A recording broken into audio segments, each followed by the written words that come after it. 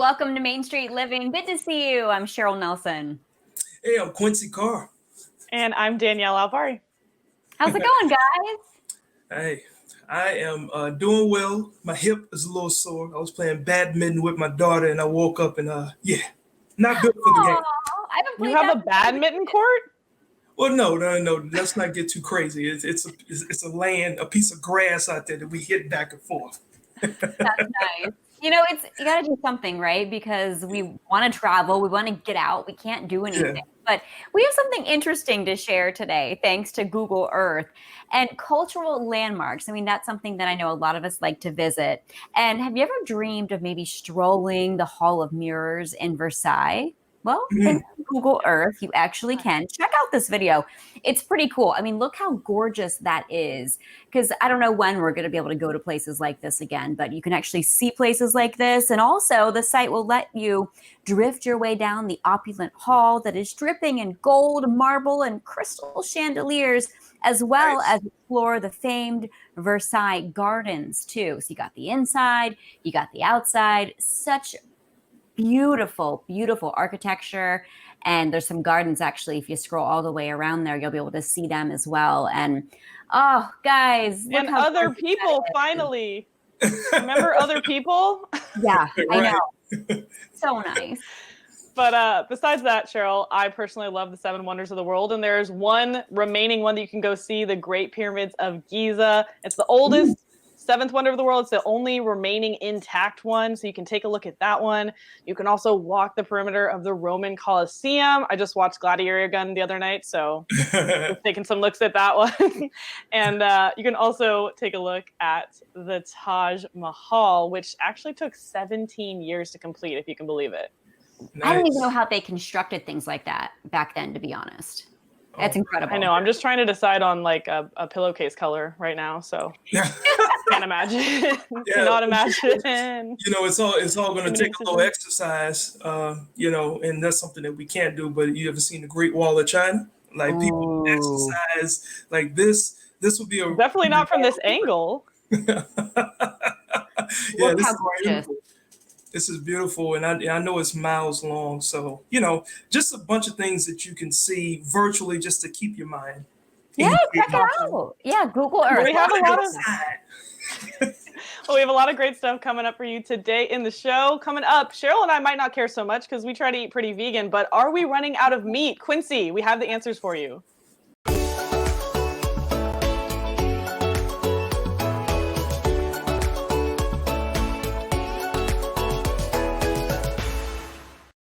Welcome back to Main Street Living.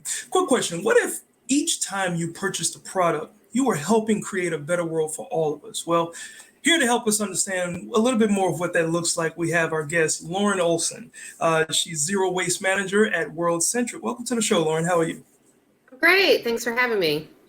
Wonderful. Now, in the midst of this, pandemic, I looked on your website and you guys are doing some marvelous, just awesome things for the environment and just all over the world. But just for the viewers, can you explain a little bit about what World Centric is? So at World Centric, we are a B Corporation and we only make compostable takeout ware. So you might have seen our clamshells or hot coffee cups, cold cups, things like that. Everything's compostable and industrial composting system, trying to give circular economy to all of our products rather than single-use plastic. We also donate 25% of our pre-tax profits to extreme poverty. Nice. And I also understand that the coronavirus itself has actually caused a meat shortage. Like, how so? Yeah, so it's interesting. There's been a lot of downward pressure on the meat industry. And at World Centric, we always encourage people to think more about their supply chain and where the products come from. And so, this downward pressure has really caused an influx of cheap meat over the past decades. And now we're experiencing a little bit of increase in prices and lack of availability in some meat products. So now is a great time to, experiment with vegan or vegetarian meals, or maybe converting to a whole vegan or vegetarian lifestyle. Yeah, now that's a little bit tough for me because I know I've been meat all my life. So I see, I have friends that have gone vegan. But what exactly does the shortage of meat mean for the economy? Well, in terms of the economy, it might be a little bit higher prices or might not be able to find certain cuts of meat. But really, one of the big problems with the whole meat industry is that livestock contributes to 18% of the greenhouse gas emissions in the planet. So compared to ground travel, flights, all of that fits under that nicely. I mean, air travel is only 2% of all greenhouse gas emissions. So it's a lot. So anything that we can do in terms of cutting back our meat will help with climate mitigation in the future.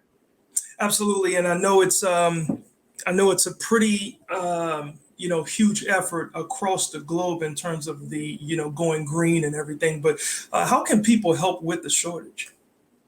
Well, I mean, don't hoard meat is a big thing to do. And then also, just try like one day a week or even start with one meal and don't have meat. There's a lot of different products out there that are meatless options like Beyond the Butcher, Impossible Burger, things like that. And there's also just your good old beans and peas and other things that contain protein that are not meat. So there's lots of availability to do something else and just take away some of the pressure off the current meat economy. Cool. Well, I think I can feel a little bit more comfortable with, trying to at least go meatless. Well, what are some of the health benefits? Because I try to work out, especially you can't go to the gym, but you just try to eat healthy. So what are some of the benefits? Well, meat consumption, particularly in the United States, we eat a lot more meat than we're supposed to, like double or three times the amount that the UN says we're supposed to. And that's connected with high cholesterol, heart attacks, heart disease, high blood pressure, all of that. I know we've all had, someone in our lives who's gone through some sort of medical trauma related to the cardiovascular system. And the first thing they do is, get off meat for a little bit. So I think it's good for your health. And I think people will see a health benefit pretty much right away in terms of going to more vegetarian or vegan. Okay. All right. And, before we go, this has been such an informative interview, but it just goes so fast. But I also see that through your giving, because your company gives a lot, over $4 million over, since 2009, over 150 projects that you've been a part of. But you hope to provide assistance to help create systems change at the root of these issues that you're providing help to. So how can people get more information about that? Yeah, on our website, we detail all of our giving projects. And really what we look for is helping people in extreme poverty abroad. So people who need access to fresh water, latrines, cooking stoves, which contribute to particulate matter in the home if they're having to use wood and other things like that. And so we're very committed to helping people who really are just trying to get up a little bit into a different lifestyle to be more sustainable.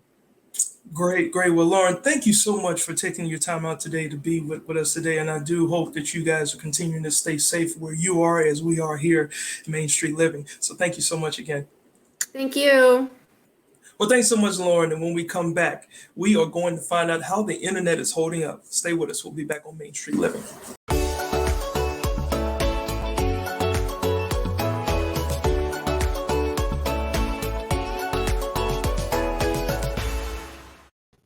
Welcome back to Main Street Living. Over 72 million households and businesses subscribe to broadband provided by a cable provider.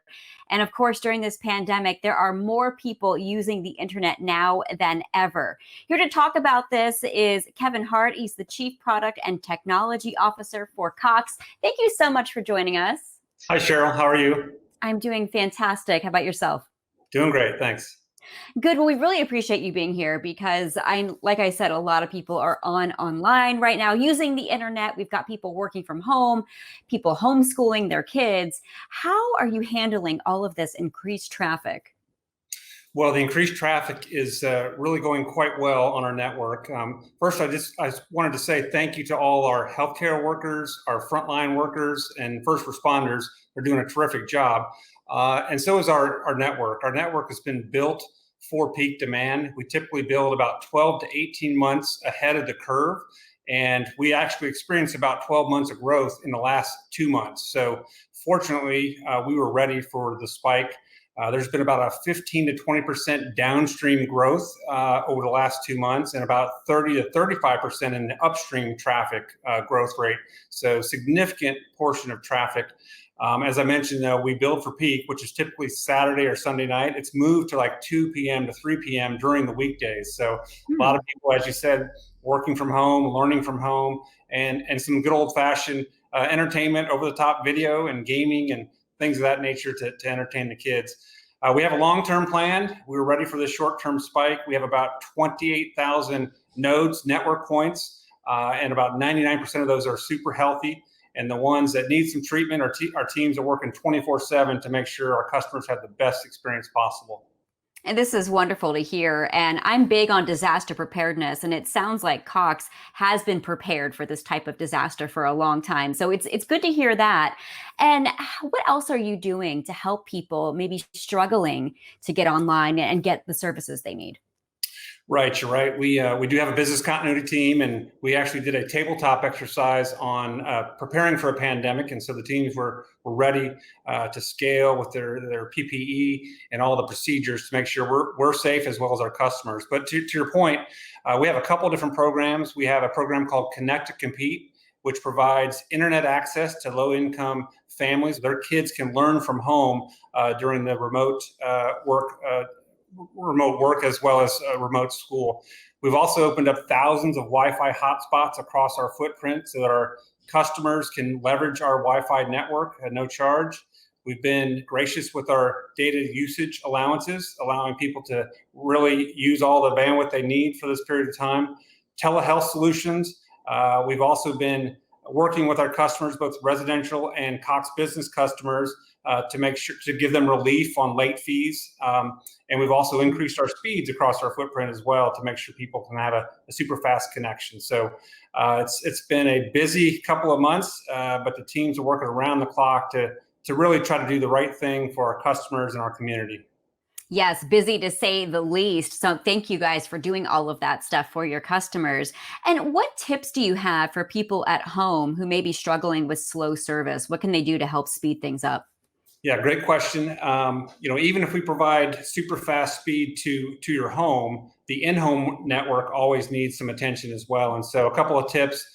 Make sure you have an up-to-date, best-in-class Wi-Fi router. At Cox, we have a panoramic Wi-Fi, which can provide folks super fast wall-to-wall speed in their home. If you have, like myself, I have 3 daughters, my wife, we're all at home. So we have concurrent users fighting for that bandwidth. So make sure you're optimizing the times of day when people are using heavy traffic applications.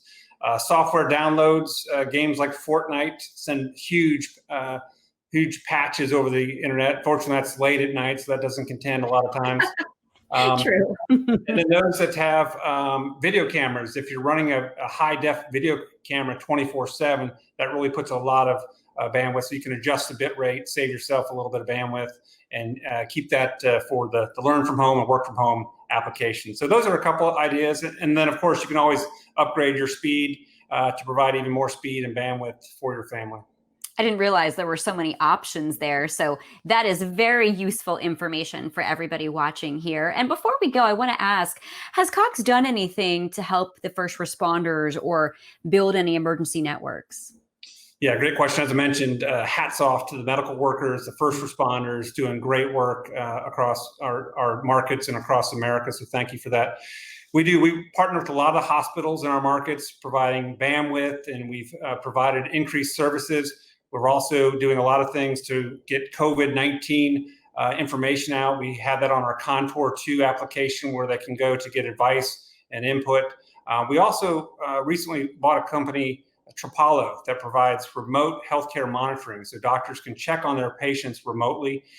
We've shipped about 20,000 kits here over the last couple of months. We have about 55,000 that we're putting together that are in process, and this really helps the patient and the doctor stay connected remotely and keep them out of the hospital, particularly if they can't travel.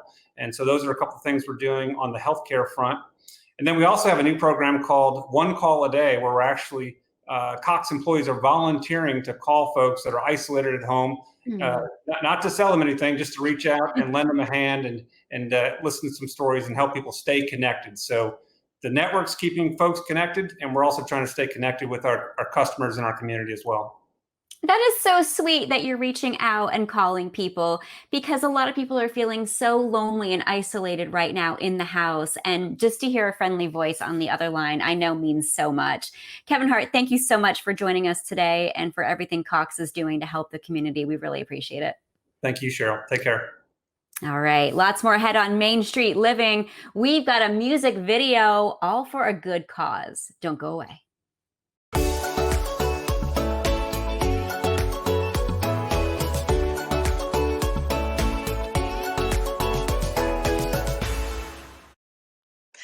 Back to Main Street Living. Welcome back. We are very fortunate to be joined by a special guest today. We've all been missing sports. We want to talk about sports. So today we are talking sports with former NBA champion Scott Williams, current color commentator. Scott, thank you so much for joining us. Thank you so much for having me on your program. I'm really looking forward to this. Yeah, of course. So let's talk sports. I've been dying to talk sports for weeks now. So starting it off, let's just talk about college right now. Class of 2020, class of 2021. Unprecedented situation for them. What's kind of the state of college recruiting right now? You know, the world is a changing. It's, the old norm is gone. The new norm in life is back with us. Even like you say, college recruiting has changed. You got players now that are decided that maybe college athletics and education is not the package that I want for myself at this time, and are deciding to go to play professional. You got a lot of guys that are switching universities from one school to the next without any penalties. So it's just a bizarre, wild, wild west right now of what is happening. And it's from the player standpoint of not going to school and going to play in the G League and getting paid. I think that's great if you can secure enough money that you will have the opportunity then to go back and pay for your own education if you're in a situation financially where otherwise you wouldn't be able to afford it. But I worry that players will think, well, that's the fastest route to the pros, and won't think about getting their education at all. I think the mindset's got to be that I can sock away enough cash that I will be able to then go back and pay for my own schooling. Absolutely. And I mean, currently, I know you also coached in the NBA Developmental League, so maybe you can shed a little bit more light on this, but do you think that players are thinking, hey, we don't even know if school's going to be in session? And I know you played at the University of North Carolina. You played for legendary head coach Dean Smith, who very much valued education. I think he had over 96% of his players get their degrees, so very much a high emphasis on education. I know you touched on that. Do you think that players are thinking school might not even be in session, it's going to be online only, so maybe the G League is the way to go? That's a good point. I hadn't really thought about that, but I have thought that a lot of schools a lot of the UC schools, California schools are suspending their classes, and it'll be all online education. A lot of these sports programs don't know if they're going to be a play in front of fans in this upcoming season. So that may factor into some of these young men and women, let's say men, thought process of wanting to go ahead and go pro and getting some money. My thing is, once you've done that, your college athletics, amateur athletics is out of your future at that point.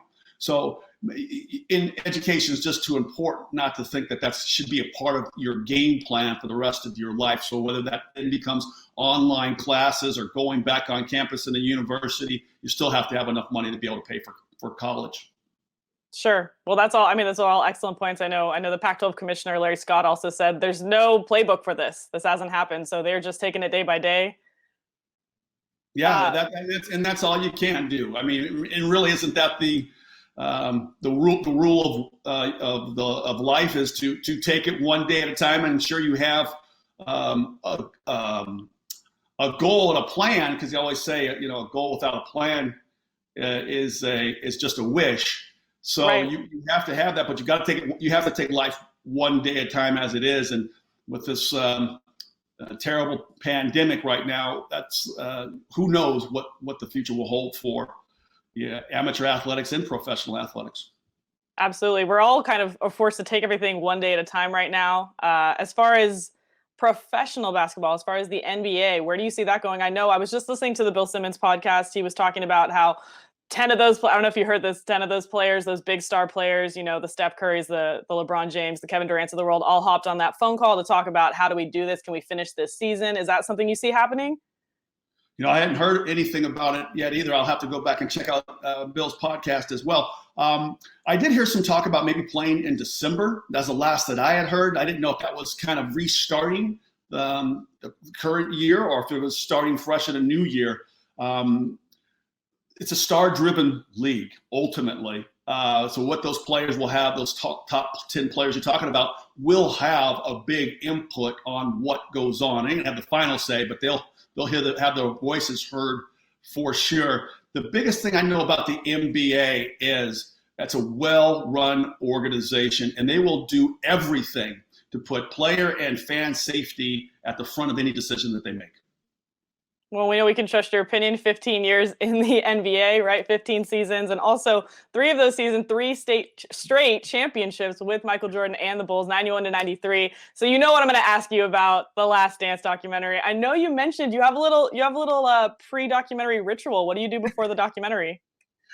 Yeah, I've been loving it. It's been like a Super Bowl Sunday for the last month straight because I miss my sports. Spring training, I wiped out March Madness. I mean, you know. And when you're a sports guy, you just look forward to that big game or a golf tournament or whatever the case is going to be. But everything got wiped out. So I've been kind of fulfilling that. Jones. This is the main event. Last Dance. And it's been great because it's been about those some of that's been about those 90s teams from the first dance, as I like to call it, that 91, 92, 93 year before Jordan retired. So going back and seeing some of those plays and being back in those locker rooms and how the access they got for all these things and then learning about new things that I didn't know after I had left Chicago. Dennis Rodman going to Vegas with Carmen Electra in the middle of the season. That happened? That wouldn't have happened with the Jordan that I knew, back in 1991 before he had that first championship ring. Homie would have played that. But it's been really cool. And like you say, I mean, I plan my meal around. I make sure I get my deep dish Chicago-style pizza. I go to Maggiano's and get the tiramisu and the chicken marsala, the red wine. So, I mean, it's an event here in the Williams household. Yes, I'm totally with you. I've been planning my meals around it as well. And the Dennis Rodman Vegas trip, I think we all want a documentary just on that, but we don't have the time. Stick with us. We'll be back with more on The Last Dance right after this.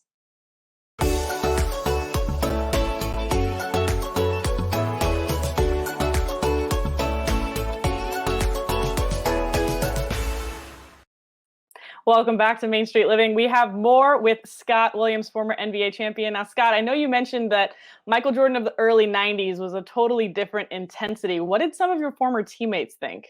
First of all, it's been great reconnecting with a lot of my former teammates and guys that I've played against. It's been so cool. B.J. Armstrong, Cliff Levingston, Jason Caffey, Will Purdue's coming on and doing a show with me. I do a half-hour show on Legends Live. On the NBA Retired Players Association's platform and start talking about all kinds of things that happened back when they played, when I played, memories that we have. And that's the biggest thing. This is not like sensationalized, some Hollywood type deal where they're trying to boost ratings and go for like controversial statements or anything like that. This is just true, accurate accounts of how guys remember their time in Chicago, things that happened. Their mindset, how they approached practice, how they dealt with Michael Jordan. It's been kind of cool to see. And the end of episode 7, I think, was kind of the coolest thing because you could see MJ talking about the price that he paid to want to achieve the goals that he did and didn't always work with some of the teammates that maybe begrudgingly he had to get on that same page to do things that they didn't necessarily want to do. And he got so emotional about it that he called for that break. And the guys doing the documentary, I can't remember who's doing it now, but they hung on there just a little bit longer to capture that. Yeah, very smartly so. How emotional he was getting when he was talking about his teammates. I thought that was really cool. Where they go in these last 2 episodes, I'm not 100% sure. But I hope they talk a little bit more, get more in depth of some of his emotions that he had during that time frame, because I think that's the most powerful part of it all. Yeah, absolutely. And I think that a lot of people are surprised to see that part of Michael Jordan because that's not really a story you hear. Was that kind of what your experience was? Was he at all an emotional guy or was he all business? What was your personal experience with that? serious as a heart attack in 1991. Now, he was not a nice guy. I mean, he was a good teammate. I thought this was the guy you gave me your first set of golf clubs. He was that guy that was so motivated every day and everything that we did. If you didn't come to work, you were going to have problems with Michael Jordan in a way that he would let you know he's got a problem with you, whether he was going to attack you verbally or he was going to get after you on the court physically. There was no in between. You were 100% all in. You don't come in 95% thinking you were putting in some work that day. If you thought you were doing your best, he knew you had more in you, or he was going to push you to try to do more to get on the same page that he was on. He had those smoldering eyes all the time. And he mastered the smolder. Yeah, and it looked to me, it almost looked like anger. I was never intimidated by him, but he always played with this ferocity that I had never seen in anybody in sports, let alone a teammate of mine. We used to play, a quick example, I know we got a short time, but we used to play starters against the subs, and we never got a chance to beat the starters. Because even if we kept it close, MJ would always do something to put us away. But he used to go out defensively, and I got one of our guys, Dennis Hobson. I mean, up in Hobson's chest, wouldn't hardly let him put the ball on the floor, wouldn't let him get off a shot. It wrecked Dennis Hobson. And this is a guy who led the nation in scoring 30 points a game at Ohio State, was averaging 16 in the league. And by the time the season was over, Hobson had gone into a shell, and they had to trade him the next year. It's one of the saddest things I really saw in my 15 years in the NBA. Well, I mean, I can ask you a million more questions, Scott, so I really appreciate you coming on the show today. I'm all in on this stuff. You guys told me I had 5 minutes. I can go about this stuff for an hour and a half. Oh, yeah. Oh, as can I. And so I appreciate you coming on, letting me talk about sports. I know our viewers appreciate it. Thank you so much. 3-time NBA champion, Scott Williams. Thank you so much, Scott. We're going to move on. Coming up next, you may be stuck at home, but that doesn't mean you can't choose your own adventure. So stay tuned.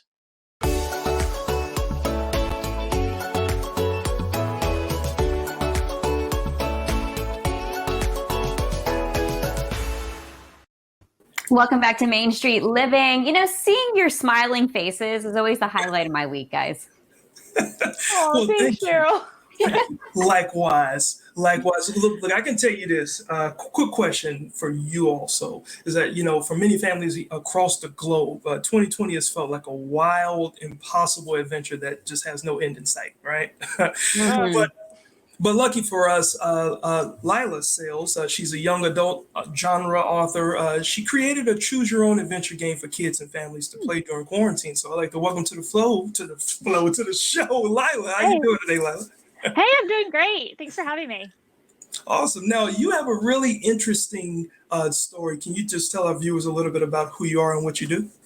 Sure. So I write young adult and middle grade novels. And then during this period of lockdown, I created an online interactive storytelling game called Ada and the Lost Horizon. And the way that it works is that every day I post a short installment in a story, and it ends with a challenge for players or readers to complete, something that they can do in the safety of their own homes. They create that, they post it online, and then I choose one sort of winner every day, and I use that as the jumping off point for what's going to happen next in the story.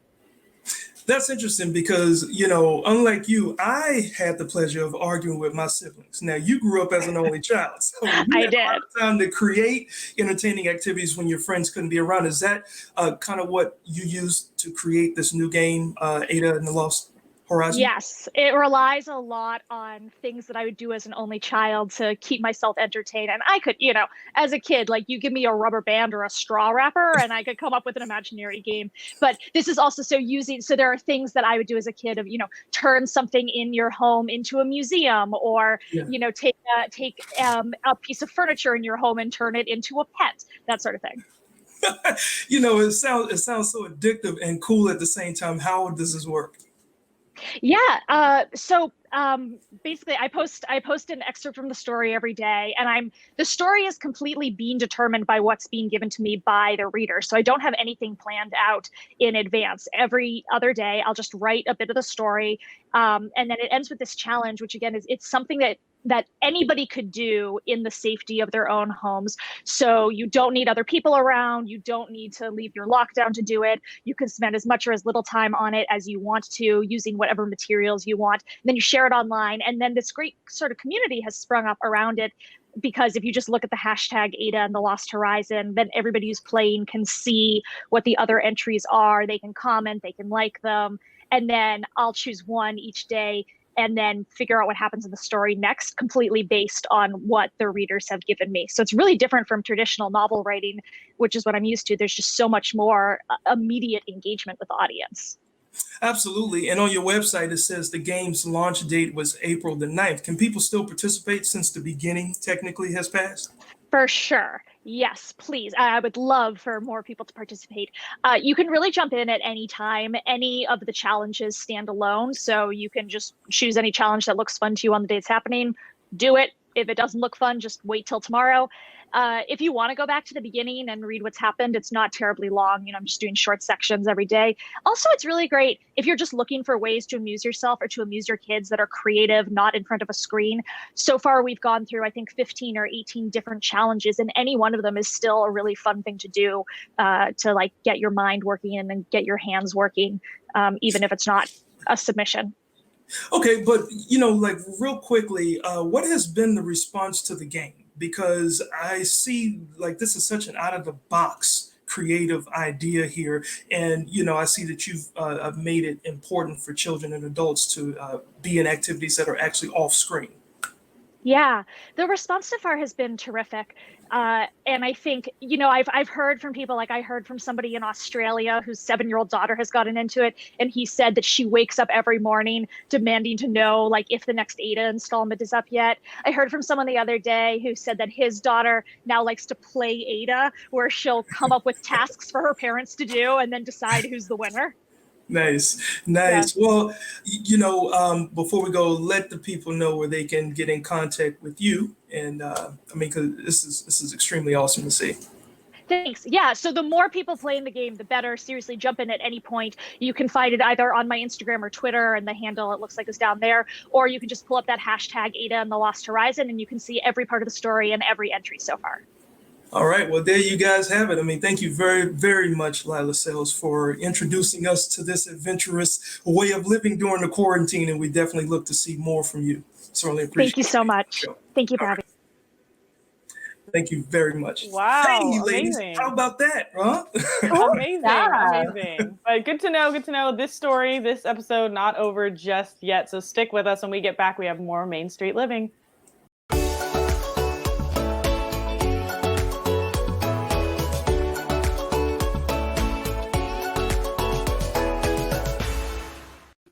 Welcome back as we wrap up Main Street Living. Another great show today, guys. Yeah, I loved my interview. Absolutely. Look, I can't wait to just, myself personally go on another virtual tour. That's what I'm looking at. The Great Wall of China. I just feel like I need to get out. It's the only thing I guess we can do to stay positive right now. Just go on these virtual tours and explore all the places we can't physically travel to right now, right? Absolutely. And that was so cool with, Scott, when you were talking about him, because I remember watching those championships as they were happening, and he was a part of it. Me too, even though I was just born. Yeah. I remember them. I remember watching them a decade later. Yeah. Oh, Danielle. Yes, I am a little older than Danielle. I get it. I'm sorry. Okay, I was there. Just a touch. You don't look it. You don't look a day over 21, Quince. Thank you very much. I bet you still get carded, don't you? Who? You get carded? I still get carded. Me? Yeah. Absolutely not. No. They don't card me. No, because you can see grays in my carded. hair. No, because you can see some grays in my hair. No way. Oh, when I get carded, it makes my day. I get so happy. Don't even start to complain about the hair, Quincy. I'm slowly becoming less and less blonde every day. But it looks pretty. Just a slow panic attack every day, you guys. I know other No, people you got the nice can belly relate. icon. Yeah. No, y'all look great. It's been a great show. I'm glad to be on this one, and we wrap it up. Thank you guys for tuning. Thank everybody for tuning in. And make sure you join us every Monday at 9 p.m. local time for new shows. And until then, we will see you soon as we take our next stroll down Main Street.